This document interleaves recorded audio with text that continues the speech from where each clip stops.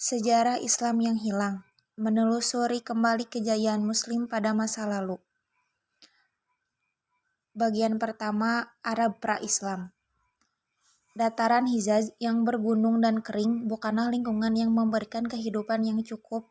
Terletak di bagian barat semenanjung Arab, daerah ini dapat dilukiskan dengan dua kata, kering dan panas. Pada musim panas, suhunya bisa mencapai lebih dari 37 derajat Celcius dengan kelembapan rendah. Jauh ke arah timur, bukit-bukit pasir menandai dataran tanpa ada tumbuhan hijau atau permukiman tetap. Tetapi, dari daratan yang kejam ini, pada awal 600-an Masehi, bangkit sebuah gerakan baru. Gerakan ini akan mengubah haluan sejarah semenanjung Arab dan dunia. Geografi. Luas semenanjung Arab lebih dari 2 juta kilometer persegi di pojok barat laut benua Asia. Letaknya yang di antara Asia, Afrika, dan Eropa membuat tanah ini memiliki hubungan unik dengan 3 benua dunia lama. Sekalipun posisinya strategis, Arab diabaikan sebagai sebagian besar orang luar. Orang Mesir kuno memilih meluaskan wilayah ke Bulan Sabit, subur, dan Nubia daripada ke padang pasir Arab. Alexander Agung hanya melintasinya pada 300-an SM dalam perjalanan ke Persia dan India. Kaisar Roma yang hebat mencoba melakukan invasi ke semenanjung ini melalui Yaman pada tahun 20-an. Tetapi mereka tak mampu beradaptasi dengan kerasnya daratan ini sehingga gagal menguasainya. Hampir tak ada yang bisa menyalahkan orang luar bila mengabaikan semenanjung Arab. Iklim keringnya sangat tidak ramah, bahkan bagi para suku nomaden yang tinggal di sana. Angin muson membawa hujan musiman ke pantai selatan semenanjung pada musim gugur. Tetapi, hujan ini tertahan oleh dataran yang naik sehingga tak pernah bisa sampai ke gurun Arab. Akibatnya, sebagian besar semenanjung tetap kering sepanjang tahun. Palung kering yang disebut wadis memanjang sepanjang daratan, tetapi hampir tak bisa dikenali sebagai sungai. Saat awan berkumpul dan turun hujan, wadis menjadi jalur air yang mengalir dan bermanfaat. Yang penting bagi pertumbuhan tanaman musiman sehingga bisa berkembang di daratan kering ini. Tetapi, begitu musim hujan berakhir, wadis kembali ke keadaan biasanya, kering dan tak bermanfaat sebagai sumber air. Yang lebih bisa diandalkan adalah oasis, daerah subur kecil yang dikelilingi gurun sangat luas. Oasis bisa menjadi tempat tinggal komunitas kecil atau tempat singgah orang yang berpergian. Tetapi, oasis jarang bisa menunjang masyarakat maju dan besar. Suku Arab. Kebudayaan cenderung dibentuk oleh lingkungan tempatnya berkembang, tidak terkecuali kebudayaan Arab. Segala hal tentang kehidupan orang Arab didasarkan pada lingkungan keras tempat ia tinggal. Karena ketidakmampuan gurun mendukung kebudayaan bermukim, orang Arab terus-menerus berpindah untuk mencari daerah subur bagi kelompoknya. Salah satu teori etimologi sebutan Arab bahkan mendasarkan bahwa kata itu sendiri berakar dari istilah bahasa Semit yang berarti berkelana atau nomaden. Orang Arab menghabiskan musim panas di sekitar oasis atau sumur manapun yang dapat diandalkan tahun demi tahun, sambil berusaha menjaga bahan makanan dan persediaan air dengan hidup sehemat mungkin. Setelah melewati musim panas, mereka akan bermigrasi ke selatan dekat Yaman, tempat turunnya hujan pada musim semi dan tanah subur untuk ternak mereka. Tumbuhan itu menyediakan cukup makanan bagi kawanan domba, kambing, dan unta untuk hidup sepanjang musim dingin. Saat orang-orang mendirikan tenda dan pemukiman sementara, saat hujan berhenti dan musim kering mulai lagi pada musim semi, orang Arab kembali ke oasis dan sumur untuk musim panas berikutnya. Siklus keras ini menjadi norma bagi suku Arab nomaden sejak lama sekali, dan tetap dijalani orang Arab Baduy yang masih di padang pasir Arab. Padang pasir bukanlah tempat untuk sendirian. Dengan begitu banyak ancaman terhadap keberlangsungan hidup orang Arab, kerja sama komunitas sangatlah penting. Ketergantungan pada kerabat merupakan garis pertahanan pertama dalam melawan kelaparan dan panas yang terus-menerus mengancam keberlangsungan hidup. Keluarga diharapkan bisa berbagi bahan makanan serta tempat berteduh, dan konsep individualisme murni sangat tak disukai. Dalam masa Arab pra-Islam, keramahan sangat penting sehingga tamu di rumah seorang Arab dijamin keamanan dan perlindungannya selama paling tidak 3 hari.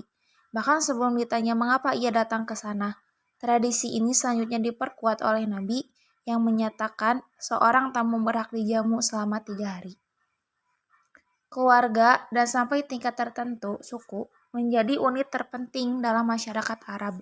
Sekelompok keluarga berpergian bersama-sama dan disebut kabilah atau klan.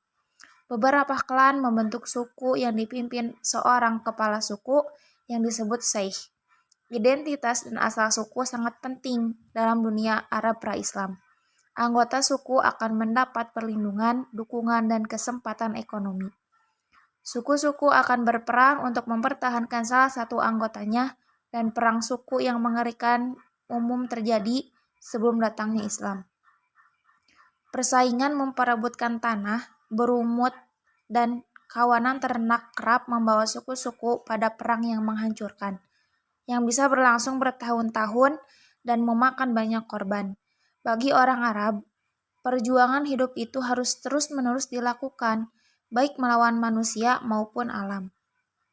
Dalam masyarakat suku dan nomaden seperti ini, ungkapan artistik sulit disalurkan. Sumber daya dan waktu yang dibutuhkan untuk menyelesaikan patung dan lukisan seperti kebudayaan kuno Mesir dan Yunani hampir tak ada. Tetapi, hasrat alamiah manusia mencari keindahan tak dapat dilenyapkan oleh pasir gurun. Malahan, hasrat ini menemukan bentuk baru, bahasa. Mungkin lebih dari bahasa lain di dunia, bahasa Arab itu sendiri merupakan sebuah ungkapan artistik. Kata dan struktur kalimatnya cair, menciptakan beragam cara untuk mengungkapkan suatu gagasan yang sama. Dengan demikian, puisi menjadi seni de facto di Arab. Syair epos panjang yang memuja suku dan kepahlawanan menjadi karya seni terbesar mereka. Penyair terbaik didapuk menjadi pesohor dengan segala cara. Kata-kata mereka diingat oleh publik dan diulang-ulang lintas generasi. 7 syair terhebat pra-Islam dikenal sebagai mu'allaqat, yang berarti yang tergantung. Syair tersebut dijuluki demikian karena digantung di dinding Ka'bah di Mekah atau tergantung di hati seluruh orang Arab untuk menghormati medium berbentuk syair ini. Meskipun menjadi masyarakat sastra yang maju, tulisan masih langka di semenanjung Arab. Akan tetapi, bentuk bahasa tertulis ini pernah muncul pada tahun 500 Masehi. Hafalan sudah cukup bagi orang Arab yang mampu mengingat saja keribuan baris sehingga dapat mengulanginya bagi generasi masa depan. Menghafal nantinya terbukti menjadi kecakapan vital begitu Islam datang di semenanjung ini pada 600-an Masehi. Berbicara tentang agama, orang Arab pra-Islam hampir semuanya politeis. Tradisi Islam meyakini Nabi Ibrahim atau Abraham dan anaknya Ismail membangun Ka'bah di lembah Makkah pada masa lalu sebagai rumah pemujaan satu Tuhan. Ka'bah dibangun dalam bentuk kotak di atas pondasi yang dibuat oleh manusia pertama, yaitu Adam. Dari tempat suci ini, Ismail bisa menyampaikan pesan monoteisme kepada bangsa Arab yang telah mengangkatnya sebagai bagian dari bangsa Arab sendiri. Tetapi, selama berabad-abad, anak cucu Ismail mendistorsi ajaran monoteismenya. Patung batu dan kayu dibuat untuk menampilkan sifat-sifat Tuhan. Selanjutnya mereka menampilkan Tuhan-Tuhan yang terpisah sama sekali. Menjelang kedatangan Nabi Muhammad, ada 360 tahun di Ka'bah. Pesan Ibrahim dan Ismail tak seluruhnya hilang dari ingatan orang Arab. Bahkan beberapa ajaran pokoknya masih berperan penting bagi masyarakat ini. Tentu saja mereka masih mempercayai Tuhannya Ibrahim dan Ismail, yang dalam bahasa Arab disebut Allah. Tetapi mereka yakin bahwa Allah hanya salah satu dari banyak Tuhan yang ditampilkan lewat patung. Sistem kepercayaan ini melenceng jauh dari monoteisme ketat yang diajarkan kedua nabi tersebut, serta mencerminkan pengaruh agama Sumeria ke bagian utara. Masyarakat Kristen dan Yahudi yang terisolasi masih ada di dalam semenanjung Arab dan juga menghormati nabi-nabi tersebut. Tetapi itulah ujung kesamaan mereka. Penganut monoteisme yang tersebar di Arab cenderung menghindari asimilasi penuh dengan penganut politeisme Arab dan malah menciptakan masyarakat yang picik. Kemudian tetangga Arab. Meskipun berada jauh di gurun semenanjung Arab, jauh dari kebudayaan yang lebih maju, bangsa Arab tidaklah terisolasi dari tetangganya sama sekali. Bangsa Romawi telah menjadi adik kuasa regional di sepanjang perbatasan utara semenanjung pada dekade awal Masehi. Dengan memadamkan banyak pemberontakan Yahudi di provinsi Suriah Palestina, Romawi menegakkan kendali mereka di wilayah tersebut. Bagi bangsa Arab Baduy, hal ini berarti hadirnya mitra dagang yang kaya dan kuat di sebelah utara. Para pedagang secara berkala melintasi bagian barat semenanjung dari Yaman di selatan menuju Suriah di utara.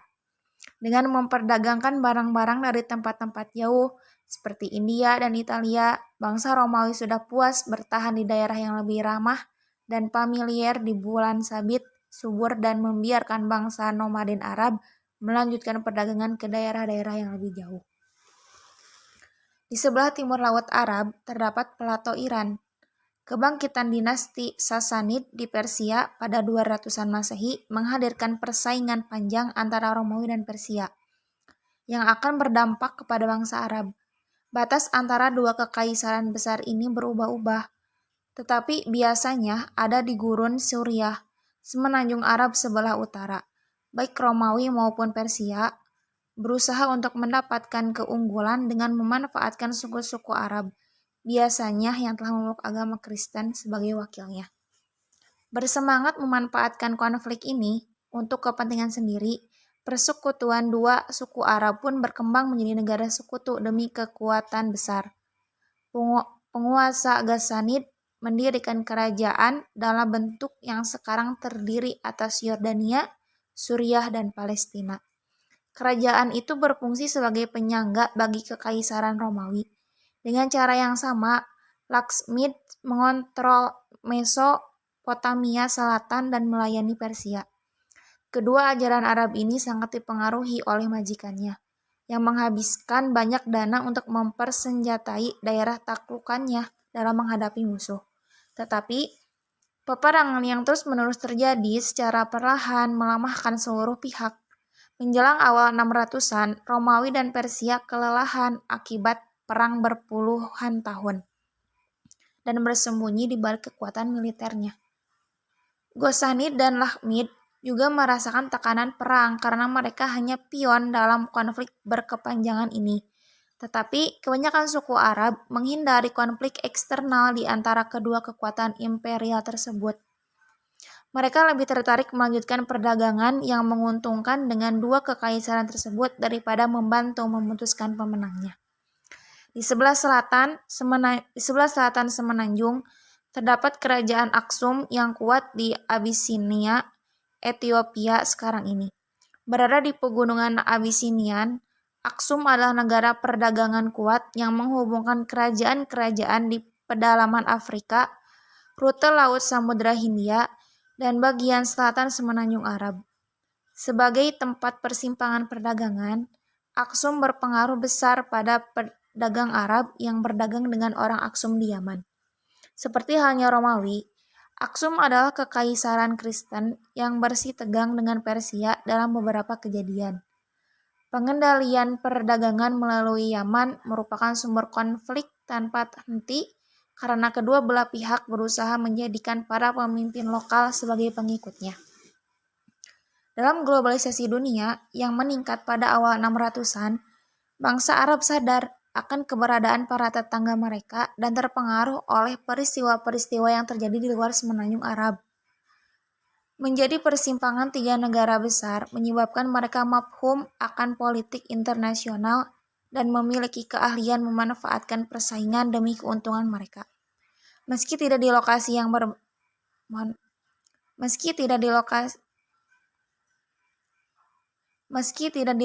yang berbahaya, bangsa Arab aman di tengah-tengah gurun. Mereka menyebut semenanjung itu Jazirah Al-Arab, yang berarti pulau bangsa Arab. Menggambarkan betapa terisolasinya bangsa ini, keterisolasian ini terbukti sangat bermanfaat. Lingkungan yang keras membuat tak satupun negara-negara di sekelilingnya dapat menyerbu dan menduduki tanah Arab. Siklus pengembaraan tradisional dan cara hidup mereka sebagian besar tak terpengaruh oleh politik dan perang regional. Dalam lingkungan yang terlindung ini, sebuah gerakan akan bangkit pada awal 600-an. Gerakan tersebut akan berimplikasi besar bagi negara-negara sekitarnya, dan akhirnya seluruh dunia. Gerakan ini akan mengubah nasib bangsa Arab selamanya, dengan membangun dan memanfaatkan kemampuan uniknya, serta membuang perilaku budaya negatif yang telah menjadikan negara bangsa nomaden, pengembara, dan suku berperang. Faktor geografi, iklim, dan politik bersama-sama menghadirkan lingkungan sempurna tempat Islam lebih cepat tumbuh menjadi kekuatan dunia dibanding gerakan, agama, atau kekaisaran manapun di dunia. Kekuatan itu akan menyapu padang gurun Arab, memasuki Romawi dan Persia yang sudah babak belur, menaklukkan berbagai wilayah dan mengasimilasi beragam bangsa, serta faktor geografi, iklim, dan politik bersama-sama menghadirkan lingkungan sempurna tempat Islam lebih cepat tumbuh menjadi kekuatan dunia dibandingkan gerakan, agama, atau kekaisaran manapun di dunia. Kekuatan itu akan menyapu padang gurun Arab, memasuki Romawi dan Persia yang sudah babak belur, menaklukkan berbagai wilayah dan mengasimilasi beragam bangsa, serta menciptakan imperium yang membenteng dari Spanyol sampai India pada awal 700-an, terbesar di dunia saat itu. Pertumbuhan kekuasaan dan kebudayaan yang eksponensial belum terbayangkan oleh bangsa Arab pada awal 600-an. Mereka saat itu masih berjuang untuk bertahan hidup, tetapi semuanya dicapai karena kehadiran seseorang yang membawa pesan revolusioner dan janji bagi nasib baru bangsa Arab. Seseorang yang sanggup melangkahi padang pasir Arab, yaitu Muhammad.